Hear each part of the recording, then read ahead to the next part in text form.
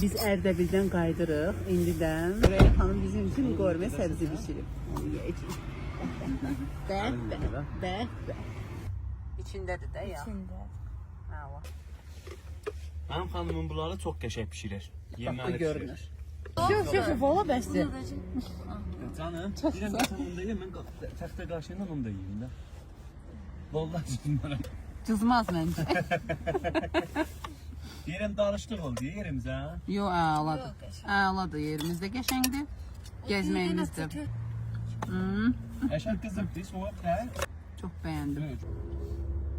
Amma çox yaxşı bir xatir olacaq. Çox qəşəng xatir. Maşında qəzək yedi, yemək yedi. Super. Yemək yeməzlər.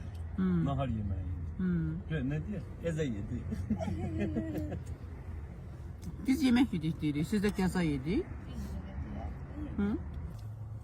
Çox dadlıdır. Valla bəsdir. O, nə qədər dökmüşsünüz mənəm. Valla çoxdur, dəhşət çoxdur. Az olsa deyin ha vardı. Çox dadlıdır.